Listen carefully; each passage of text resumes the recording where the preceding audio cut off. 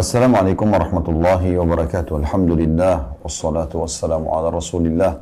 Segala puji dan puja kehadirat Allah Subhanahu wa taala, juga salawat dan taslim kepada Nabi besar Muhammad sallallahu alaihi wa ala alihi wa sahbihi wasallam. Semoga pada hari ini kita semua dalam kondisi sehat walafiat, diselamatkan dari segala macam mara bahaya, juga disempurnakan nikmat Allah Subhanahu wa taala sampai menjelang ajal datang nanti, serta Allah mengaruniakan kita kesempurnaan iman, ilmu dan juga amal saleh, dan jauh dari segala macam kemaksiatan. Dan semoga Allah Subhanahu wa taala juga selalu menjaga dan melindungi negara kita dan memberikan petunjuk para pemimpin menjalankan tugas amanah dengan baik, menjadikan masyarakat gotong royong dengan pemerintah untuk menjalankan tugas dan kewajiban kita semua menjaga kemerdekaan, persatuan dan kesatuan. Dan siapapun yang memberikan keburukan bagi negeri kita, bagi agama kita dan keluarga dan pribadi-pribadi kita juga, semoga Allah kembalikan tipu daya mereka kepada diri mereka sendiri. Dan semoga Allah menolong seluruh muslimin di muka bumi yang sedang tertindas, terutama di Palestina. Semoga Allah ikhlaskan niat mereka, terima para syuhada mereka, mudahkan Islam di tangan mereka dan tangan kita semua. Dan semoga Allah ikut sertakan kita bersama mereka di pahala, baik dengan doa, dengan harta, juga dengan jiwa kita. Dan semoga kelak Allah menyatukan kita semua di surga Firdaus tanpa hisab. Allahumma amin. Baik, seperti biasa teman-teman sekalian, di saat Allah Subhanahu wa taala mudahkan, kita akan membahas lanjutan bedah buku kita, yaitu menghidupkan sunnah-sunnah yang terlupakan, yang ditulis oleh Haifa binti Abdullah Ar-Rashid hafidhahullah. Dan kita masih berada di bab yang sama, bab kelima, sunnah seputar sholat. Kita sudah membahas panjang lebar pada pertemuan yang lalu, poin A-nya masalah membuat dan juga menggunakan sutra. Dan sutra adalah pembatas antara kita dengan orang yang akan melewat atau lewat di depan tempat sujud kita. Dan ini sudah panjang lebar kita jelaskan tentunya hadis-hadis yang dipaparkan oleh penulis dan bagaimana sunnah ini harusnya dihidupkan di tengah-tengah kaum muslimin, karena sudah banyak di antara kita yang melalaikannya. Sekarang kita masuk ke poin B-nya tentang masalah sholat bersandal, bersepatu dan sejenisnya yang suci. Jadi yang perlu digarisbawahi adalah dua poin di sini, bolehnya sholat yang akan dibahas oleh beliau menggunakan sendal dan sepatu, dan yang kedua dalam keadaan suci. Nah, ini yang sedang akan difokus dibahas oleh penulis hafidhahullah, bahwasanya sunnah ini sudah ditinggalkan oleh kaum muslimin. Mungkin karena kondisi dan keadaan sekarang masjid dianggap sudah pakai marmer, granit, ya sering dipel, maka kalau pakai sepatu atau pakai sendal mungkin dianggap itu akan mengotori masjid, gitu ya. Tapi di masa Nabi SAW itu memang beliau sholat dalam kondisi menggunakan kedua sendal. Bisa saja mungkin karena di masa beliau memang belum ada seperti kita granit ataupun marmer yang biasanya dibersihkan di pel, karena masih tanah, gitu ya, atau batu-batu kerikil. Nah, di sini tentunya teman-teman sekalian kita ingin mencari titik temunya, ya. Tidak juga kita tinggalkan sunnah ini selamanya karena kita menganggap bahwasanya masjid sudah bersih, tidak mungkin orang sholat pakai sendal dan sepatu. Dan tidak juga tentunya kita selalu menggunakan sendal dan sepatu walaupun misalnya tempat itu sudah suci, ya. Sehingga yang perlu kita pahami adalah kalau Anda sedang mendapati seseorang sholat di taman misalnya, di jalan, ya, dan mereka menggunakan sandal atau sepatu, itu tidak masalah. Jangan Anda salahkan itu, ya, selama sendal dan sepatu mereka itu suci. Nah, begitu juga kalau ada orang mengerjakannya di masjid. Anda mungkin pernah lihat kalau di Masjidil Haram orang lagi tawaf, ada yang menggunakan sendal karena kakinya nggak terbiasa untuk jalan beberapa kali putaran tawaf ataupun sa'i, ya, dalam kondisi telanjang kaki misalnya. Maka itu boleh-boleh saja, tidak ada larangan dalam masalah ini. Makanya tidak pernah ditegur pun orang kalau menggunakan itu di Masjidil Haram. Dan sekali lagi tolong digarisbawahi, kita sedang membahas sunnah-sunnah yang ditinggalkan. Jadi banyak sunnah yang memang kita sudah tidak lakukan. Nah, di antaranya ini memang agak sensitif membahas poin ini karena orang bisa salah faham. Orang akan mengatakan, masa sih harus pakai sendal dan sepatu dalam kondisi sholat? Nah, ini memang yang akan kita bahas. Dan kita akan dengarkan bersama-sama bagaimana pendapat ulama dan juga dalil-dalil berhubungan dengan masalah ini. Kita langsung masuk saja ke bahasan kita. Terkait sunnah Rasulullah SAW yang sering ditinggalkan ini, kata penulis, seorang ahli hadis yang berjulukan Al-Allama, maksudnya seorang alim, Muqbil bin Hadi Al-Wadi'i Al-Yamani, rahimahullah, menegaskan dalam kitab Majmu' Rasail Ilmiah, yang berarti kumpulan karya-karya ilmiah, bahwa hal itu dalam kurung memakai alas kaki yang suci ketika sholat termasuk sunnah yang telah ditinggalkan. Mungkin juga ya, mungkin kita bisa mengkhususkan ada sandal-sandal ya, yang seperti misalnya sandal disiapkan, sandal kamar biasanya. Nah, kalau Anda ingin menjalankan sunnah ini, bisa saja Anda gunakan pada saat Anda sholat malam, karena dia tipis ya. Itu boleh-boleh saja ya. Kalau Anda ingin menjalankan sunnah, boleh juga Anda tidak mengenakan, karena ini adalah sunnah. Artinya Anda kenakan dapat pahala, Anda tinggalkan juga tidak berdosa gitu ya. Tapi ini salah satu upaya untuk menghidupkan kembali sunnah yang telah terlupakan. Ibnu Muflih dalam kitab Adabus Syariah atau adab-adab syariat Islam membuat bab yang berjudul fasl istibahis shalah fin na'l. Ya. Maaf, istihbab. Ya, saya ulangi karena ini ditulis dalam bahasa Indonesia ya. Bab istihbabis shalah fin ni'al.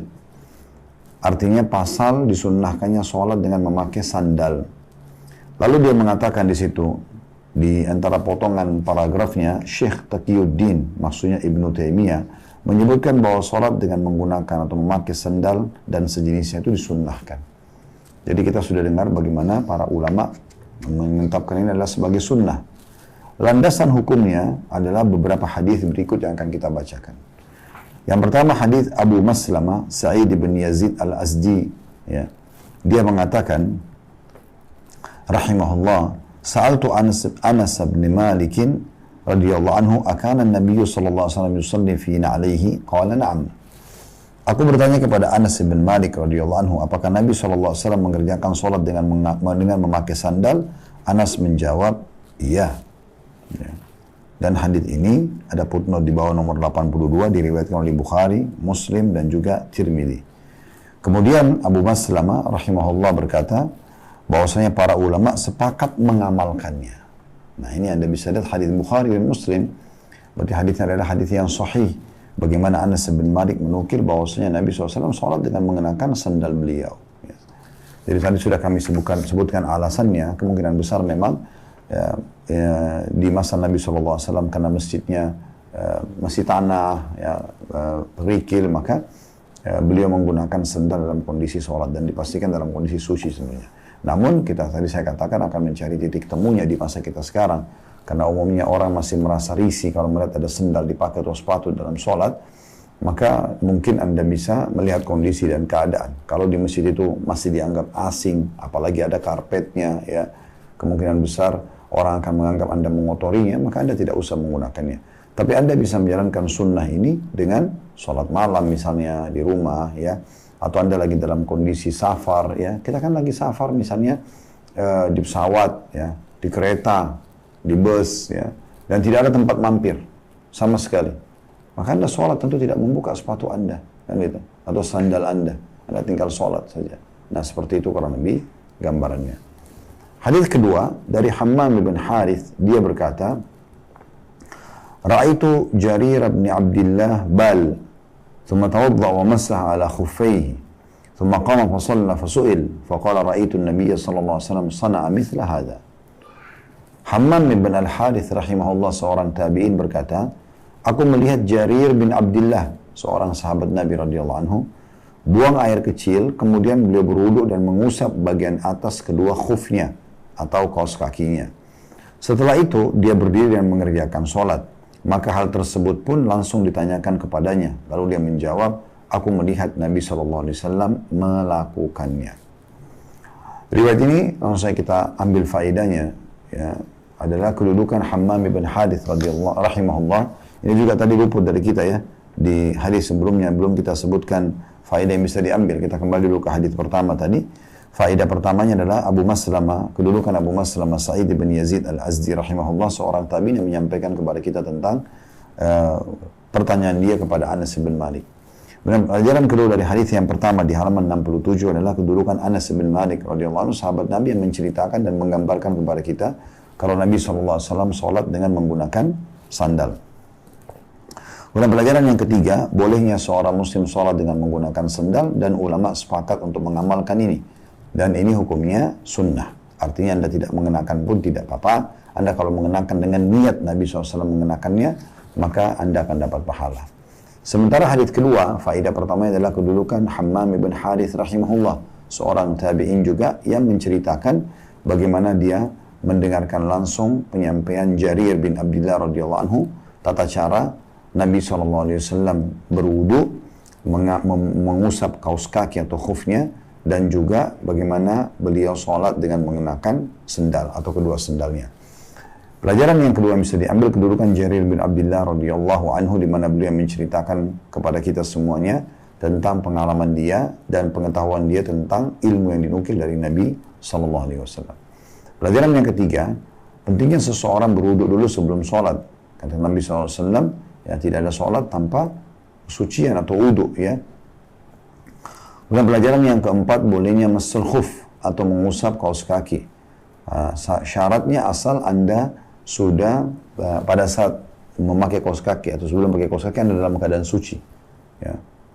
Tidak dalam keadaan junub, Anda sudah mandi, kalau Anda junub, Anda sudah wudu, ya, kemudian Anda pakai kaus kaki. Kalau batal, misal Anda keluar angin, buang air kecil, buang air besar, lalu kemudian Anda mau wudu lagi, semua anggota tubuh dikenakan air, kecuali bagian kaki, Anda cukup mengambil sedikit dengan telapak tangan Anda, dan mengusap bagian atas kaus kaki Anda. Ini dikenal dengan masul khuf. Dalam riwayat lain, Nabi SAW pernah wudu, disiapkan air oleh seorang sahabat, kemudian pada saat sahabat itu ingin membantu untuk membukakan khuf Nabi SAW atau kaus kaki beliau. Khuf ini sebenarnya mirip kaus kaki tapi dari kulit, ya. Nah, sebagian ulama sekarang membawanya ke kaus kaki di masa kita sekarang. Pada saat sahabat ini ingin membuka dan membantu Nabi SAW membuka kaus kaki agar Nabi membasuh dengan air kakinya, beliau mengatakan, da'huma fa inni adkhaltuhuma tahiratan. Biarkan saja karena saya pada saat pakai keduanya dalam kondisi saya suci. Sehingga beliau pun hanya mengusapnya. Pelajaran yang kelima, ya, pentingnya seseorang, ya, untuk menjaga sholatnya dan bolehnya seseorang sholat dengan menggunakan sandal, ya, dengan menggunakan sandal. Baik, selanjutnya kita masuk hadits ketiga dari Al-Mughirah bin Syu'bah radhiyallahu anhu.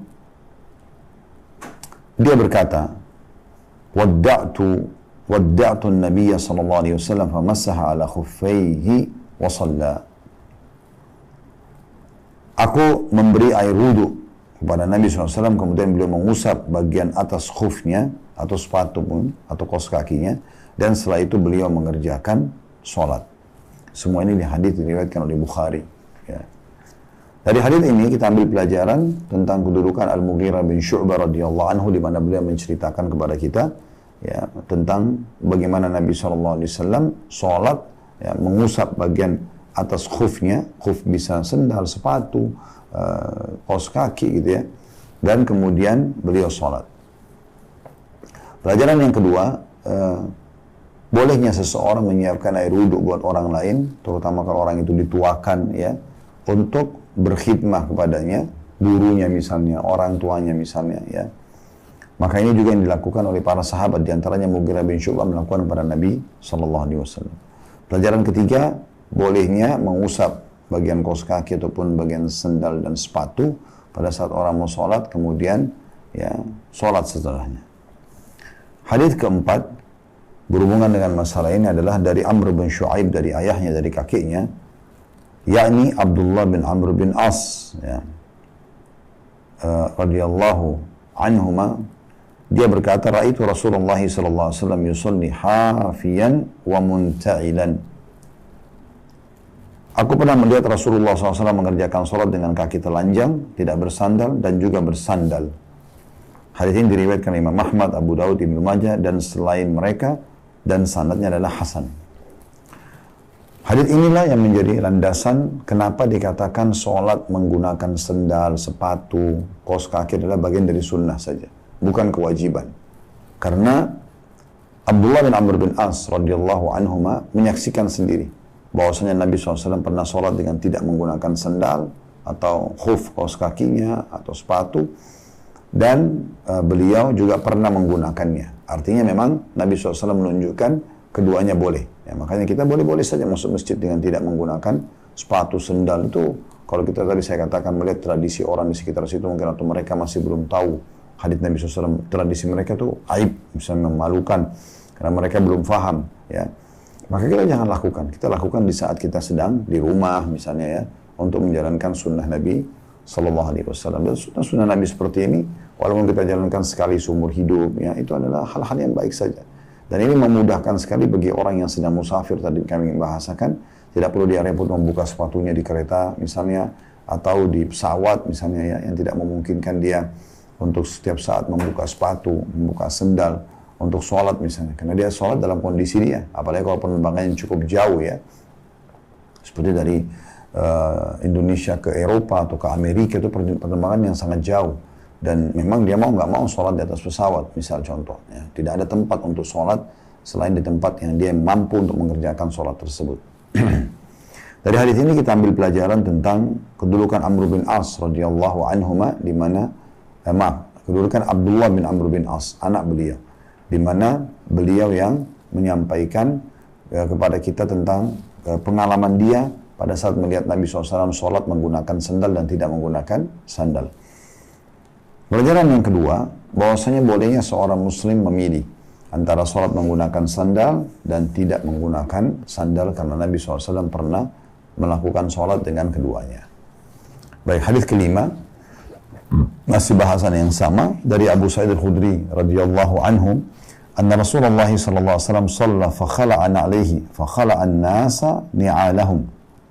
Falamma saraf qala lima khala'tum ni'alakum? Faqalu ya Rasulullah ra'inaka khala'ta fa khala'na. Qala inna Jibril atani fa akhbarani anna bihi ma khabatha. Idza jaa ahadukumul masjid falyuqallib na'alayhi falyanzur fihima.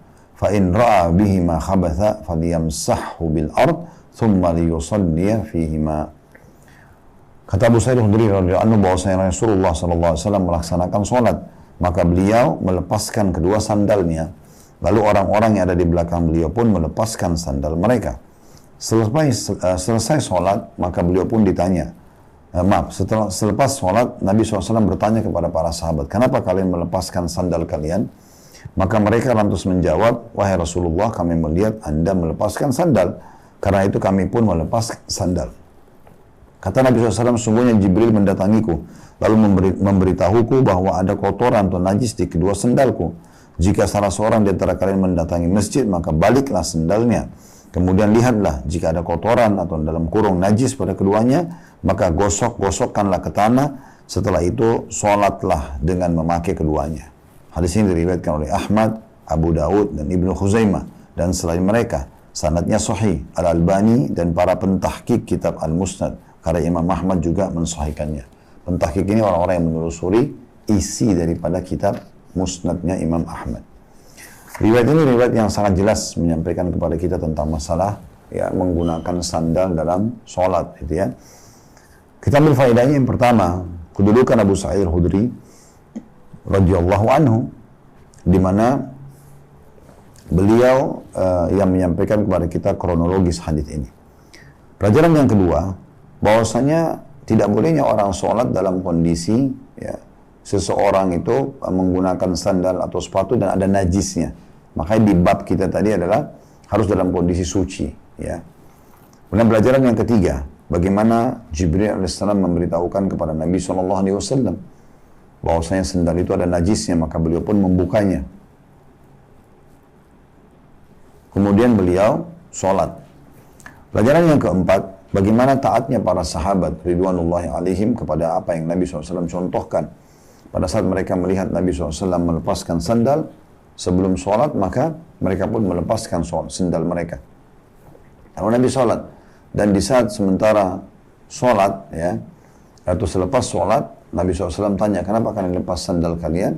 Mereka mengatakan, ya karena kami melihat Anda melepasnya ya Rasulullah. Maka kata Nabi SAW, tadi Jibril datang memberitahukan kalau sandal ini memang ada najisnya, maka aku melepasnya.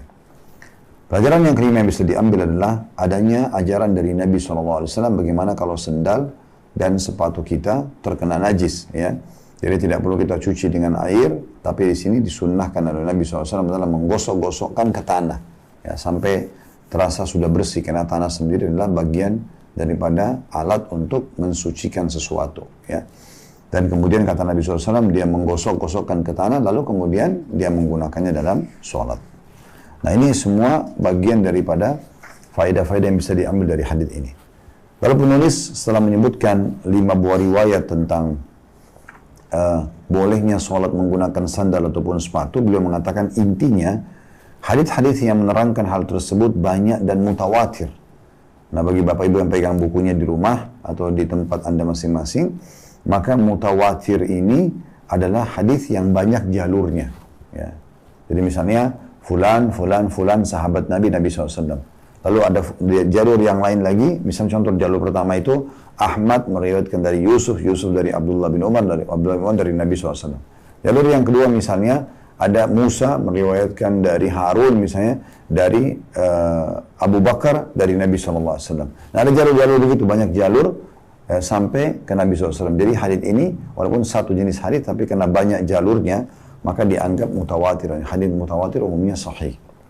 Makanya beliau mengatakan intinya hadits-hadits yang menerangkan hal tersebut banyak dan mutawatir. At-Tahawi menyebutkan dalam Ma'anil Athar, di sini tanda kutip beliau mengatakan athar-athar atau riwayat-riwayat yang ada menyebutkan bahwa hadits-hadits yang menunjukkan disyariatkannya sholat dengan memakai sendal adalah mutawatir dari Nabi SAW. Tadi sudah kita jelaskan makna mutawatir. Karena riwayat tersebut menyebutkan bahwasanya beliau mengerjakan sholat dengan memakai sendal. Sedangkan melepaskannya pada saat tertentu itu karena adanya najis pada keduanya. Dan hal itu menunjukkan dibolehkannya mengerjakan sholat dengan memakai sendal. Ya, dan ini ada footnote nomor 87 di bawah ditulis itu ibid ya, atau sama jadi satu halaman 511 yang berarti diriwayatkan oleh Ahmad, Abu Daud dan juga Ibnu Khuzaimah. Al-Allamah Ibnu Qayyim rahimahullah mengatakan hal tersebut merupakan sunnah fi'li atau sunnah Nabi yang merupakan perbuatan beliau serta amr atau perintah dari Rasulullah SAW dan para sahabatnya. Nah, ini dinukil dari kitab Ighathatul Lahfan jadi 1 halaman 230 sampai 231. Kemudian Al-Allamah maksudnya seorang yang alim juga Ibnu Utsaimin rahimahullah dalam fatwanya atau kitab-kitab yang mengumpulkan fatwa-fatwa beliau mengatakan sholat dengan mengenakan hidha atau sepatu termasuk sunnah. Ya. Fatwa-fatwanya cukup panjang, di dalamnya disebutkan pembahasan-pembahasan yang rinci dan pengarahan-pengarahan kepada status hukumnya. Karena itu merujuklah ke kitab tersebut. Nah, ini salah satu metode yang digunakan oleh penulis Hafidahullah. Beliau kalau ada perselisihan ulama yang panjang, maka beliau isyaratkan kepada kita buku yang dijadikan rujukan dan silakan kalau mau lebih detail belajar dari buku tersebut. Ini satu metode yang menarik ya, karena memang kalau setiap kali ada satu permasalahan dalam sebuah karya tulisan ya, dan kita harus menukil satu bahasan dan menukil dari banyak buku atau dari satu buku tapi banyak perselisihan pendapat ulama, maka itu akan sangat panjang, mungkin sangat tebal. Sementara sebagian penulis ingin bukunya tidak terlalu tebal sehingga mudah dikonsumsi oleh kaum muslimin. Nah, ini salah satu metode yang menarik sebenarnya ya. Kemudian terakhir beliau mengatakan Imam Abdurrahman bin Hasan Al-Syekh rahimahullah mengatakan pengingkaran terhadap orang yang masuk ke dalam masjid dengan memakai sendal sejatinya muncul dari ketidaktahuan terhadap sunnah. Lihat juga Majmu' Fatawa Ibn Taimiyah, Al-Allamah Al-Wadi'i mempunyai karya sendiri dalam membahas masalah ini. Dari kesimpulannya sebenarnya adalah menggunakan sandal atau sepatu dibolehkan dalam mengerjakan sholat asal dalam kondisi dia suci. Sekarang kita masuk ke poin C, masih berhubungan dengan masalah sholat, yaitu sholat tahiyat masjid sebelum menyalami jemaah. Al-Allamah Ibnu Qayyim rahimahullah menyebutkan dalam Zadul Ma'ad nama buku ya, bagi bapak-bapak pegang bukunya di garis bawah ini nama buku yang ditulis oleh Ibnu Qayyim rahimahullah. Buku yang sangat masyhur ya, kurang lebih 5 jilid kalau dalam bahasa Arab ya. Di antara petunjuk Nabi SAW adalah setiap orang yang memasuki masjid harus memulai dengan mengerjakan sholat 2 rakaat tahiyat masjid. Setelah itu dia bisa menemui orang-orang dan menyalami mereka. Maka dari itu sholat tahiyat masjid dilakukan sebelum menyalami orang-orang yang ada di masjid. Sebab sholat adalah hak Allah Subhanahu Wa Taala dalam kurung yang bersifat non materi. Sedangkan menyalami sama makhluk adalah hak sesama manusia. Dan hak Allah Subhanahu Wa Taala dalam hal seperti ini lebih pantas didahulukan. Berbeda dengan hak-hak Allah yang sifatnya maliyah atau materi. Karena di dalamnya tampak banyak pertentangan. Ya. Jadi di sini sampai paragraf ini tentunya kita ingin jelaskan teman-teman sekalian.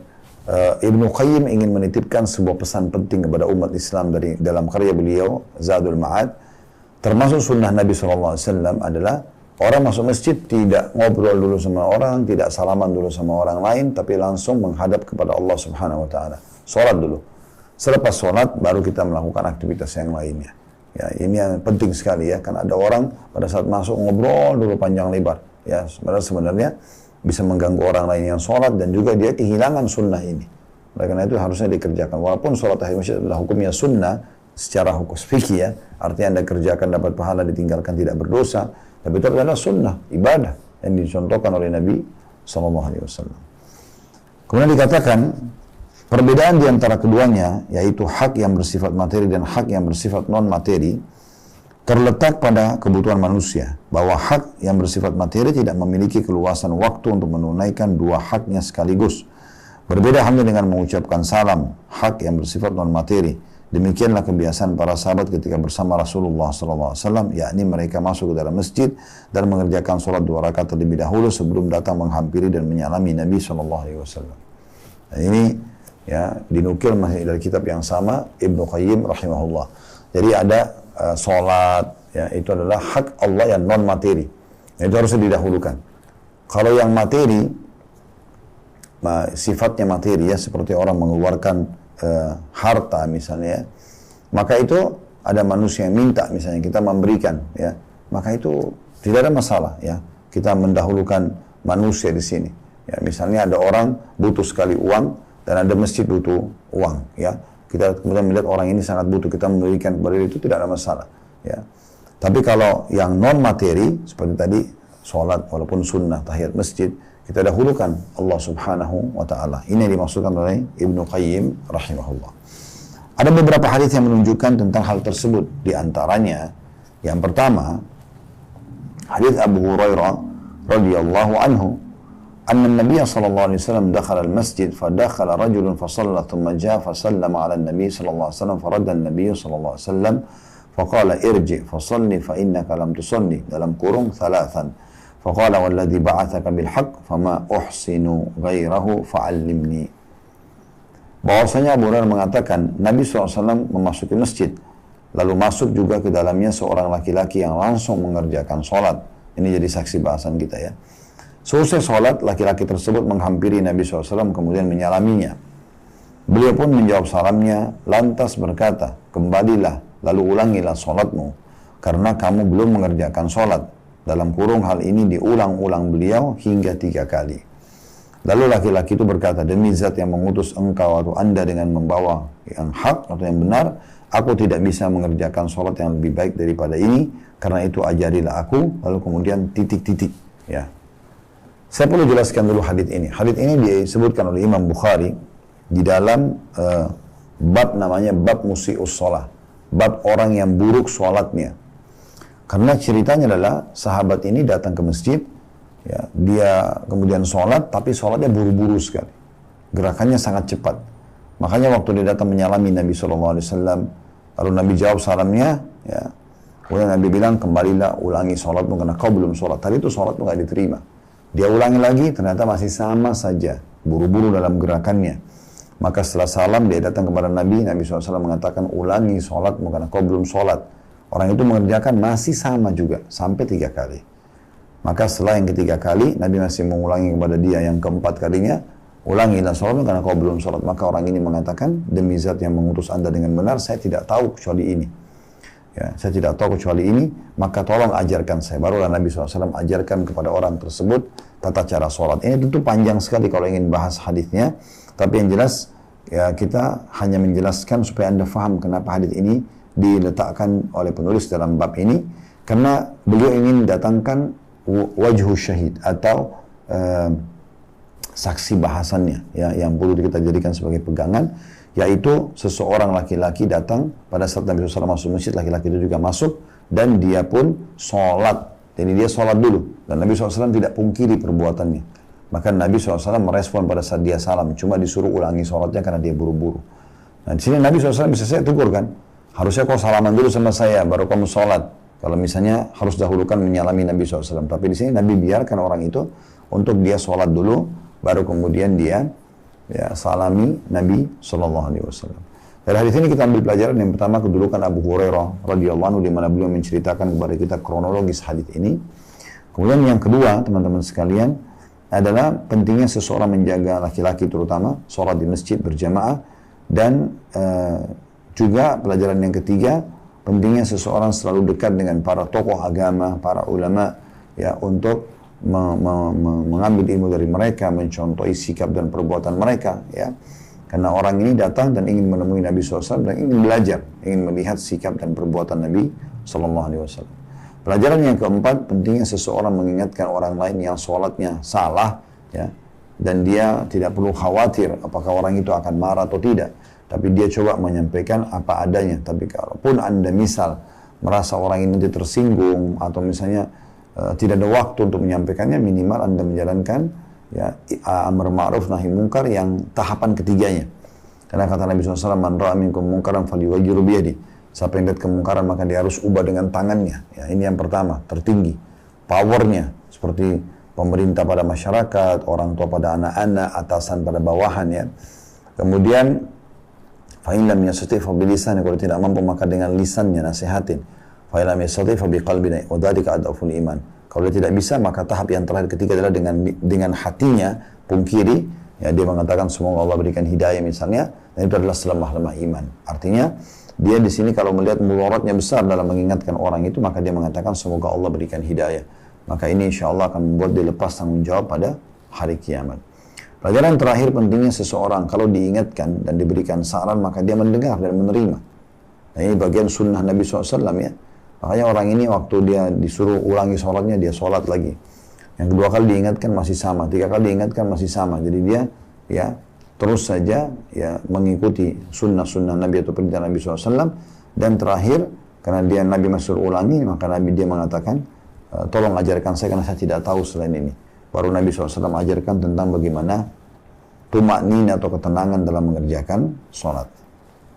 Kemudian yang kedua kata penulis, ya, mirip dengan hadis pertama, yakni hadis Rifa'ah bin Rafi' radhiyallahu anhu yang diriwayatkan oleh Ahmad, Abu Daud, An-Nasai dan juga Al-Hakim. Artinya, kalau tadi sebenarnya melalui hadis Abu Hurairah, sahabat Nabi, maka yang riwayat yang kedua mirip seperti ini, cuma yang meriwayatkan adalah sahabat yang lain yang juga menyaksikan, bernama Rifa'ah bin Rafi' radhiyallahu anhu. Ibnu Qayyim rahimahullah berkata, Nabi SAW mengingkari praktek sholat laki-laki tersebut, bukan mengingkari diakhirkannya ucapan salam kepada beliau hingga dia selesai mengerjakan sholat. Atas dasar itulah disunnahkan kepada orang yang masuk ke dalam masjid, apabila di dalam masjid, ya, itu ada 3 tahiyat atau ucapan salam yang harus dilakukan berurutan, yaitu mengucapkan bismillahi wassalatu wassalamu ala rasulillah dengan menyebut nama Allah subhanahu wa ta'ala dan salawat kepada Nabi SAW ketika hendak masuk ke dalam masjid. Yang kedua, mengerjakan sholat 2 rakaat tahiyat masjid. Yang ketiga, mengucapkan salam kepada orang-orang yang ada di dalam masjid. Dan ini diriwayatkan oleh Ahmad dalam Musnad dan juga Abu Daud serta An-Nasai dan Al-Hakim. Nah, perkataan Ibnu Qayyim ini penting, ya. Jadi karena kita sedang membahas, sekali lagi judul buku kita adalah menghidupkan atau mengerjakan, ya, menghidupkan sunnah-sunnah yang terlupakan. Jadi walaupun ini terlihat sederhana, tapi di sini ada sunnah Nabi SAW. Ada juga kalau kita ingin tambahkan selain yang dikatakan Ibnu Qayyim adalah menuju ke masjid atau masuk ke masjid dengan kaki kanan, ya. Kemudian kalau keluar dengan kaki kiri, ini sunnah sendiri. Kemudian Anda mengucapkan tadi, ya, Bismillah wassalatu wassalamu ala rasulillah dengan menyebut nama Allah lalu baca salat pada Nabi SAW. Kalau Anda ingin tambahkan lebih jauh lagi dengan hadis Nabi SAW, Allah maftah li abwaaba fadlik, Allah maftah li abwaaba rahmatik, ya Allah bukakan untukku pintu-pintu rahmatmu. Kemudian setelah itu sholat tahiyat masjid 2 rakaat. Kemudian setelah itu baru Anda menyalami orang-orang yang ada dalam masjid, ya. Makanya yang tepat itu habis selesai sholat. Nah, sekarang kondisi yang perlu kita tambahkan informasinya adalah bagaimana kalau seseorang masuk masjid dan antara azan dan iqamah. Kayak tadi misalnya waktu duhur ini kita masuk masjid antara azan dan iqamah. Apakah dia sholat tahiyat masjid atau dia sholat qabliyah? Maka tahiyat masjid ini, teman-teman sekalian, dia dilakukan secara sendiri, ya, kalau tidak ada sholat yang lainnya. Tapi kalau sudah ada sholat yang lain, seperti Anda mau kerjakan sholat qabliyah, Anda sudah masuk dan masjid ternyata sudah iqamah dan langsung Anda takbir ikut dengan sholat wajib dengan imam, ini sudah mewakili sholat tahiyat masjid. Sebenarnya esensinya adalah bagaimana Anda masuk masjid, sebelum duduk Anda sholat dulu. Nah seperti itu. Nah kalau tidak ada momen sholat, misalnya bukan karena ada sholat qabliyah, bukan karena ada sholat wajib, misalnya Anda datang di waktu duha, misal di masjid ada kajian, contoh. Ya, Anda sudah sholat duha di rumah, Anda merasa selama ini sudah cukup, saya selama ini sholat 4 rakaat misalnya duhanya. Anda masuk masjid, sekarang sebelum duduk, sebelum ikut taklim, Anda sholat dulu. Ya. Sini boleh Anda niatkan khusus sholat tahiyat masjid dalam hati. Ya, seperti itulah. Tapi kalau ada sholat-sholat yang lain, maka itu sudah mewakili penghormatan terhadap masjid dengan sholat tentunya. Nah ini poin penting juga yang perlu kita garis bawahi.